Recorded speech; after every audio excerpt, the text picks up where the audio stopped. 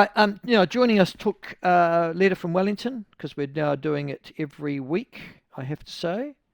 A week about, in actual fact, is Tony Randle, and he joins us now. Tony, welcome to the show. Good to have you on, mate. Thank you very much for joining us. No problem. Thank you.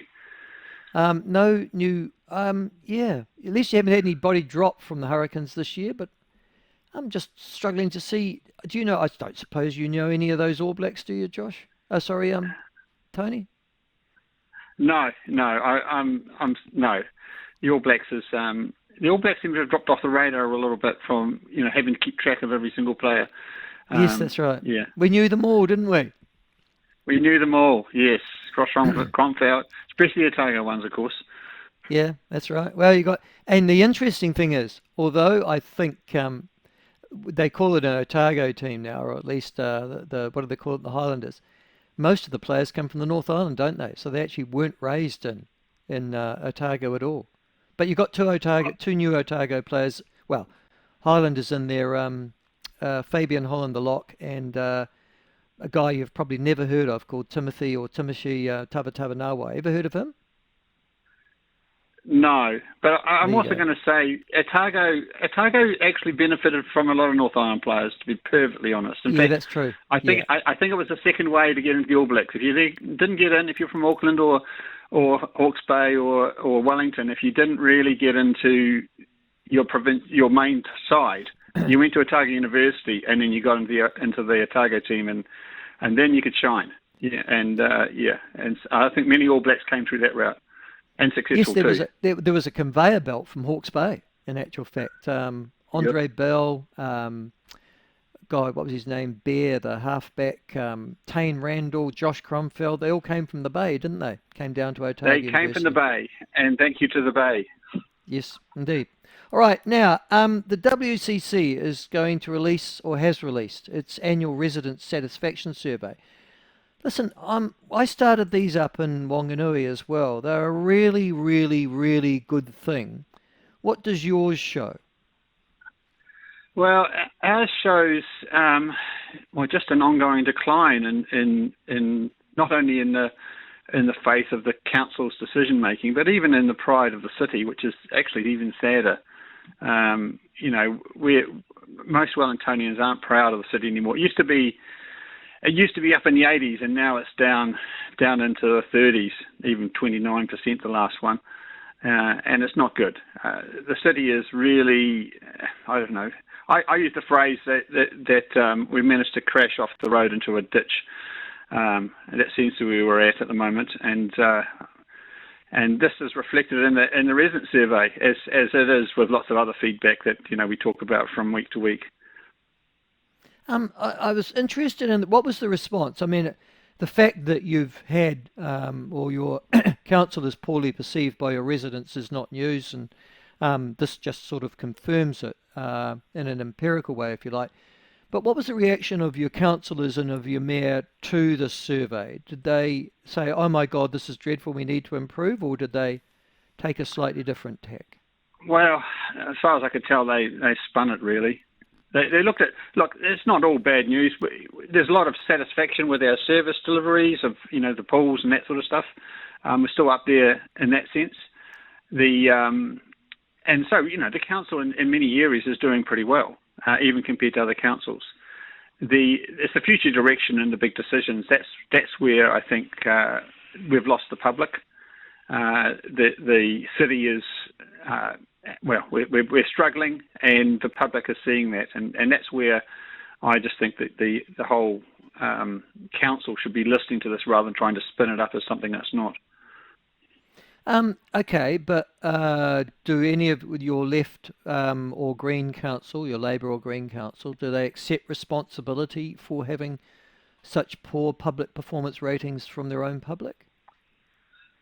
No, I don't see any sign of that. I think that, but mind you, how can they? I mean, they've been leading the city in this direction for the past decade. This is, it's their ideas that brought us to this place. So of course they're going to say we've got to keep going. We're just at the hard bit. Soon, we've built it. They will soon come this sort of stuff.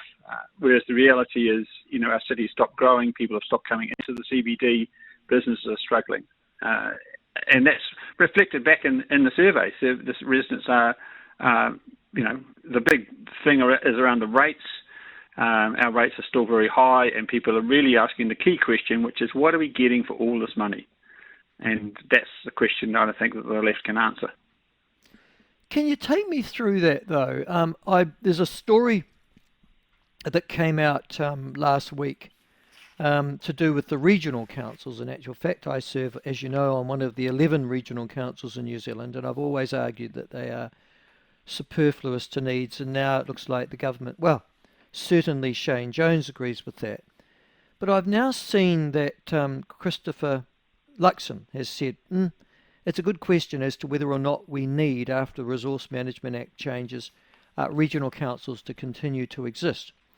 Now, that would suggest that if you were to get rid of, for example, Wellington's regional council, a lot of their powers in your bailiwick would end up on your council. But do you think that's more likely if you get rid of the Wellington Regional Council, that it would drive an aggregation of the other councils in your area?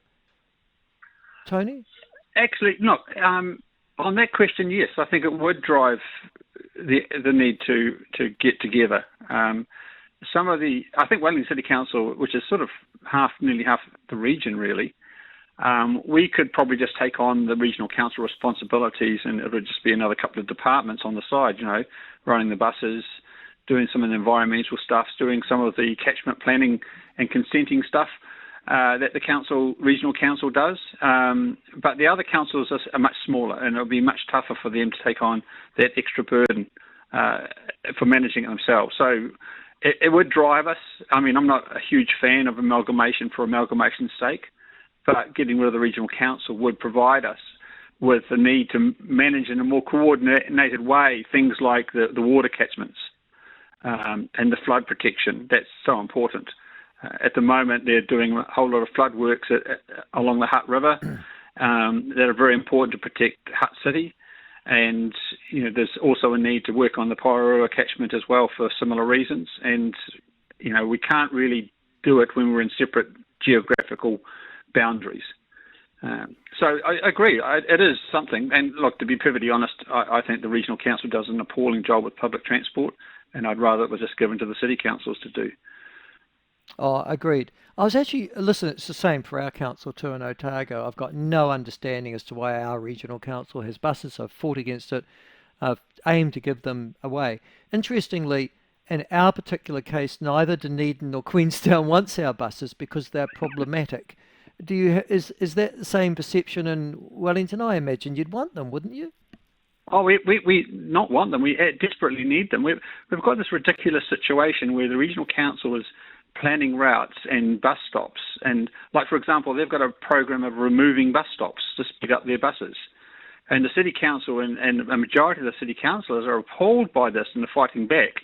But we can't because we're literally not running that service. The Golden Mile project, for example, they plan to remove 2 bus stops and consolidate another set of 4 into 2 more bus stops.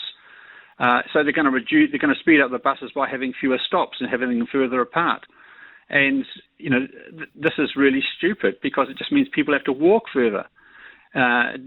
Just because the buses run quicker doesn't mean that you're getting a faster journey. And the regional council seems very fixated on this, and it's causing a lot of objections. But this one key part of our transport network is run by someone completely different on a completely different agenda with a completely different budget. And it doesn't join on. We're actually having a presentation tomorrow on this. Yeah, good luck on that one. Listen, apparently the reason why regional councils historically ended up with buses was because they were meant to be part of a regional transport plan, buses. But of course they are extraordinarily local, aren't they? I mean, they are in Dunedin and Queenstown, they are in Wellington. They are very local, and in fact, as far as I can tell, the regional council in Wellington, of course, also runs the train service, and they have a complete policy of not running buses between the cities so that you have to take the train. There used to be bus services, for example, directly from Wainuiomata and from near Upper Hutt direct bus services from areas that were far from the train station. The regional council made sure that they were canned, so that people now have to bus to the train, then train into Wellington and get on another bus because they want to support train patronage for some unknown reason. And, it's just ludicrous. It really is.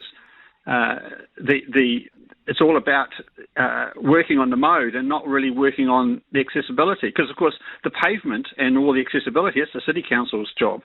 That's not them. No, listen, the time has come for regional councils to go, and I'm a regional councillor. But I can't see them lasting much longer.